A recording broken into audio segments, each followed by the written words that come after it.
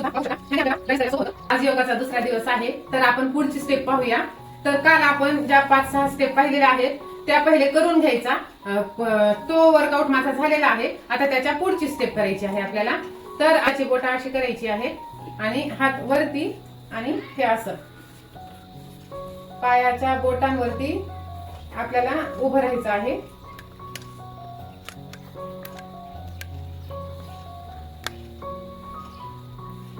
जितका वेळ आपण होल्ड करू शकू तितका वेळ, आणि नंतर मग डायरेक्ट हे असं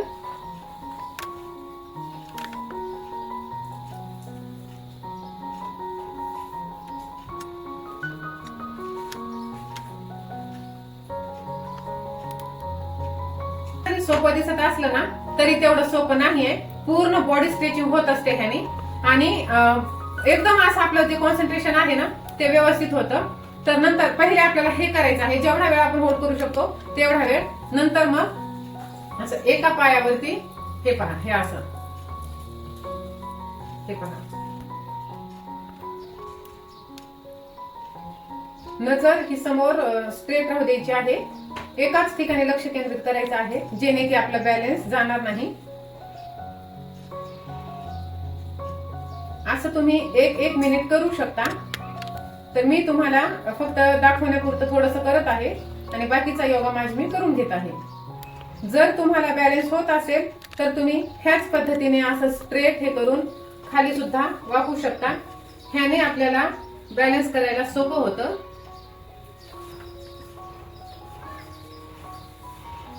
अशा प्रकारे. नंतर अपोजिट साइड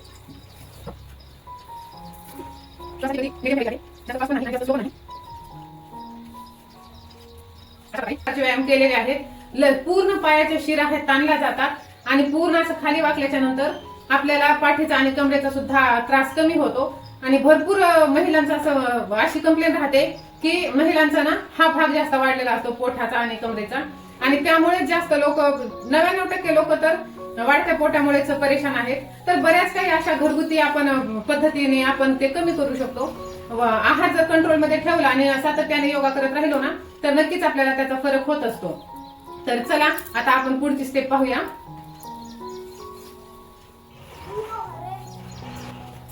जितकं आपण घेऊ शकतो तितकं. आणि हे पहा,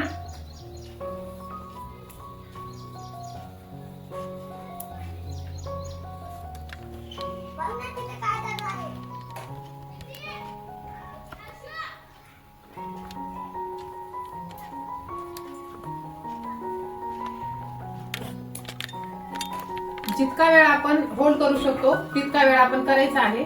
तसं तर माझा जो टायमिंग आहे तो बराच आहे, पण व्हिडिओ खूप मोठा होईल त्यामुळे मी टाइम ड्युरेशन थोडंसं कमी करत आहे. तर पहा, हे दिसायला जरी साधं साधं दिसत असेल ना तरी आपल्याला वजन कमी करण्यासाठी आणि आपली जी बॉडी आहे ती फ्लेक्झिबल ठेवण्यासाठी खूप उपयोगी ठरत असते. त्यामुळे ह्या छोट्या छोट्या गोष्टी तुम्ही करत चला, खूप फायदा होतो आणि खूप फरक पडतो. तुम्ही स्वतः मला पाहत असाल तर बऱ्याच काही गोष्टी अशा आहेत ज्या आपण सातत्याने करायला पाहिजेत. तर नेक्स्ट स्टेप आपण हे करूया. आता हे जे आहे ना असं थोडंसं पायात अंतर घ्यायचं आहे. आणि ज्यांना कंबर दुखीचा आणि पाठ दुखीचा त्रास आहे किंवा ज्यांना साईड फॅट कमी करायची आहे त्यांच्यासाठी हा व्यायाम एकदम बेस्ट आहे. हे पहा, पहिले हे असं अपोजिट घ्यायचं आहे आणि हे वरती हात करायचा आहे एकदम सरळ, आणि त्या हाताच्या बोटांकडे पाहण्याचा प्रयत्न करायचा आहे. श्वासाची गती एकदम स्लो ठेवायची आहे. नंतर अपोजिट सेम साइड.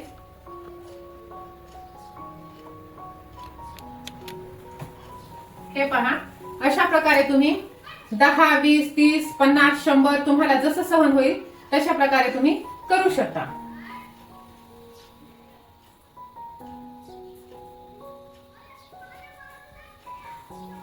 मी 100 असे करत असते, तर मी 100 केलेले आहेत. तर आता आपण पुढची प्रोसिजर पाहूया. ज्यांच्या मांड्यांचा फॅट खूप वाढलेला आहे आणि कमरेचा भाग सुद्धा, पोटाचा भाग सुद्धा खूप वाढलेला आहे, त्यासाठी ही सगळ्यात बेस्ट योगा आहे. तर त्यासाठी हे दोन्ही हात हे पहा असे लॉक करायचे आहेत आणि इथे मानेजवळ ठेवायचे आहे. तुम्ही स्लो पद्धतीने ठेवू शकता.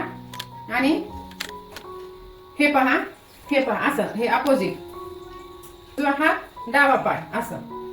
तर हे अशा पद्धतीने जितकं वर पाय घेता येईल तितकं वर पाय घ्यायचं आहे आणि गुडघा आणि कोपर हे दोन्ही टच झाले पाहिजेत। असं वाकून नाही करायचं आहे, स्ट्रेट थांबायचं आहे। वाकून केलं तर नंतर तुमचा त्रास वाढणार आहे ना की कमी होणार।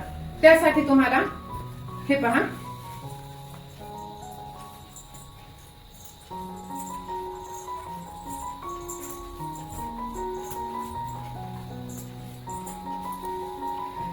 अशा प्रकारे तुम्ही सुरुवातीला 10-10 तुम्ही करू शकता आणि नंतर मग तुम्ही तो टाइम ना वाढवू शकता, जेणे की तुम्हाला जास्त त्रास होणार नाही।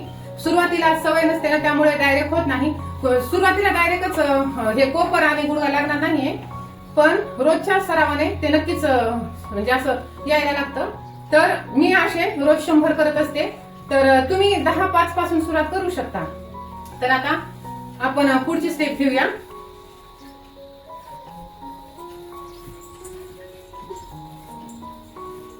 जितका गुडघा वरती घेता येईल ना तितका वरती घ्यायचा आहे।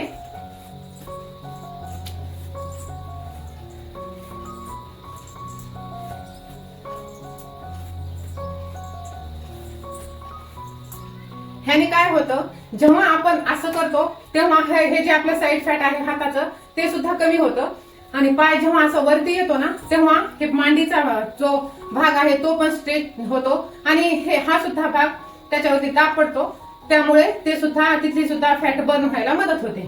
तर नेक्स्ट प्रकार आहे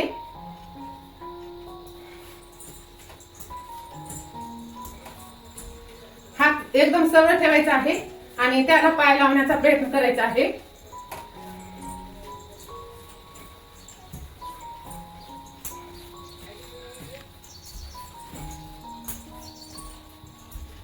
तर ह्या पद्धतीने तुम्ही योगा करा आणि ह्या ज्या पद्धती तुम्हाला दिसायला खूप सोप्या दिसत आहेत आणि आहेत पण सोप्या, फक्त आपण कंटिन्युटी ठेवायला पाहिजे।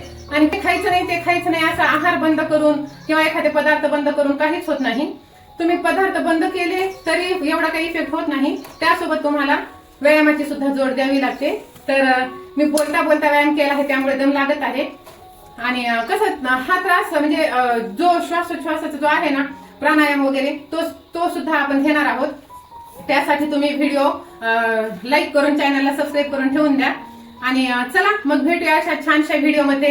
ज्यांना बेली फॅट कमी करायचं आहे, लोअर फॅट कमी करायचं आहे, त्यांनी वेळ न वाया घालवता पटकन व्हिडिओला लाईक करून चॅनलला सबस्क्राईब करून घ्या। भेटू नंतर अशा छानशा व्हिडिओ मध्ये, तोपर्यंत बाय।